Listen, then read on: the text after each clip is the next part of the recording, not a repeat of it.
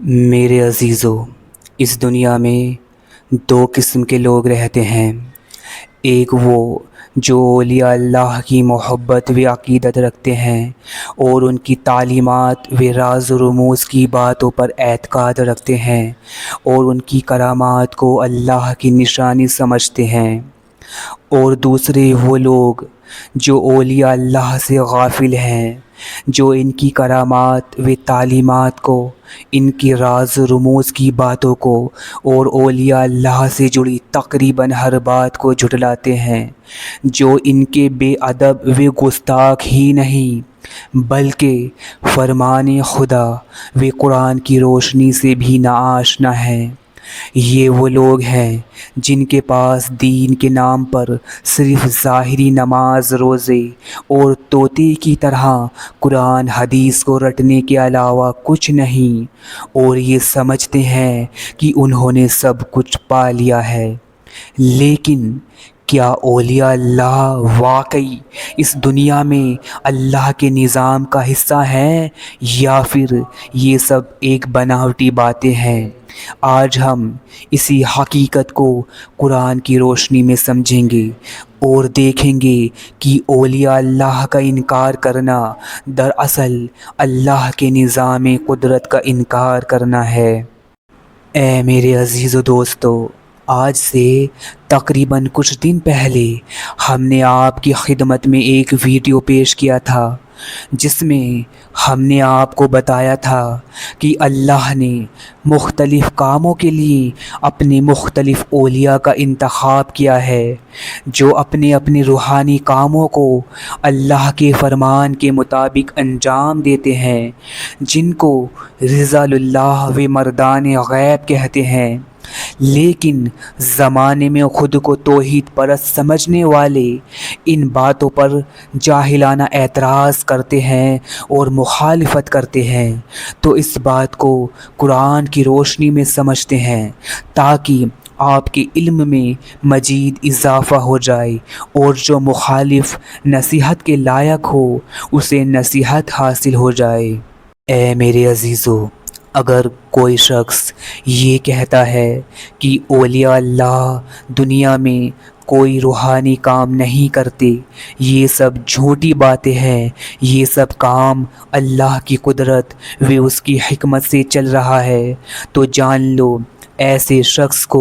خود نہیں معلوم کہ اللہ کی قدرت و حکمت کہتے کسے ہیں اور اس کا مطلب کیا ہے۔ اے میرے عزیزو، بے شک اللہ قادر مطلق ہے، بے شک اللہ ہر دینی و دنیاوی، ہر ظاہری و باطنی، زندگی و موت، روٹی و روزی، رشد و ہدایت، ہر ایک کام پر خود قادر ہے، اور بے شک یہ اس کی قدرت ہے۔ لیکن اللہ کا کل کائنات کے نظام کے لیے اپنے مقدس بندوں و فرشتوں کا انتخاب کرنا اس کا نظام قدرت ہے، یعنی اللہ کا ہر شے پر قادر ہونا یہ اللہ کی قدرت ہے، اور اللہ کا کائنات کے نظام کے لیے مقدس ہستیوں کا انتخاب کرنا یہ نظام قدرت ہے۔ اے بندے خدا، بے شک اللہ اپنے روحانی نظام کے لیے اپنے ولیوں کا انتخاب فرماتا ہے، اور اولیاء اللہ کے اس راز و رموز کی بات کو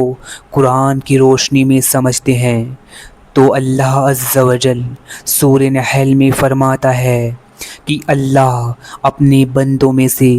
جس پر چاہتا ہے فرشتوں کو وحی کے ساتھ نازل فرماتا ہے۔ اب یہاں خود دیکھیے کہ یہاں اللہ نے رشد و ہدایت کے لیے فرشتوں و انبیاء کا انتخاب کیا ہے،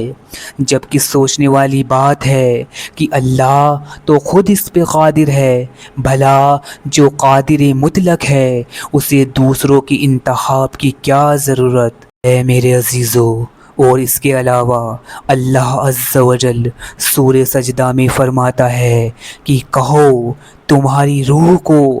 موت کا فرشتہ جو تم پر مقرر کیا گیا ہے وہ وفات دے گا، پھر تم اپنے رب کی طرف لوٹائے جاؤ گے۔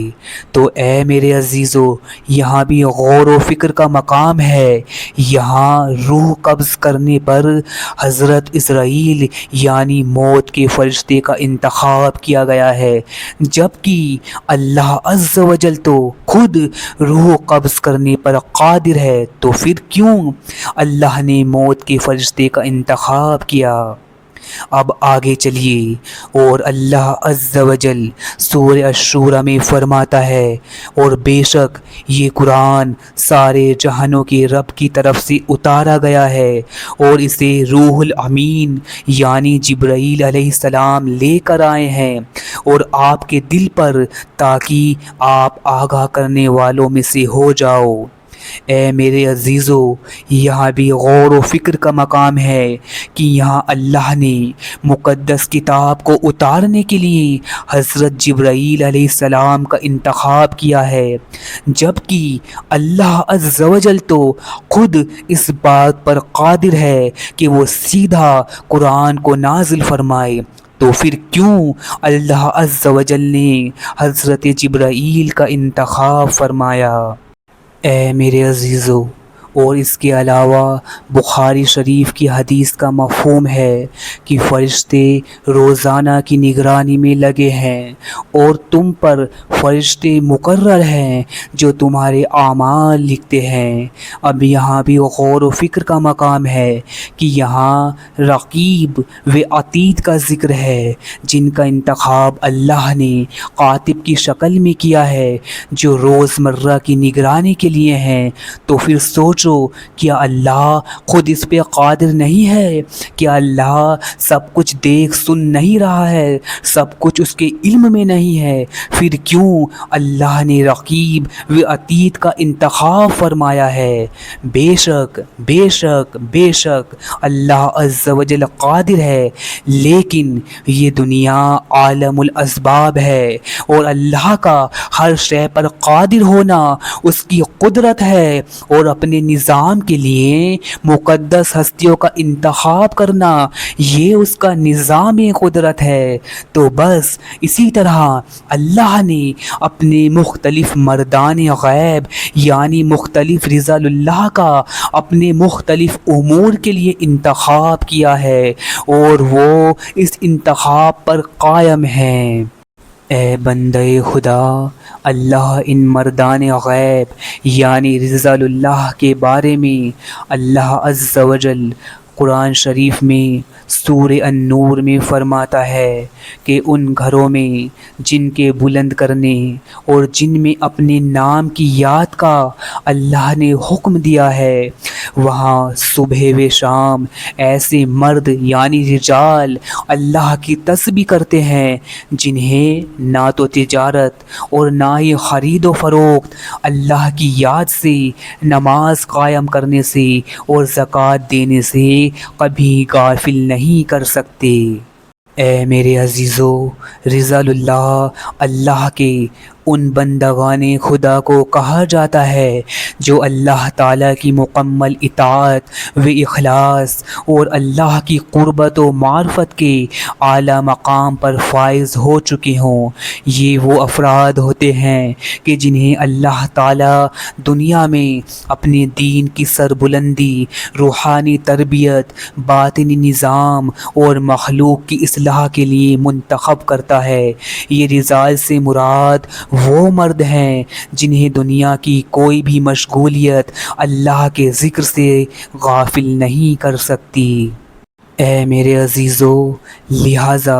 اللہ کے فرمان قرآن کی روشنی میں یہ بات صاف ہے کہ اللہ اپنے نظام کے لیے اپنے مقدس ہستیوں کا انتخاب فرماتا ہے، اور یہ اللہ کی قدرت و حکمت بھی ہے اور نظام قدرت بھی ہے۔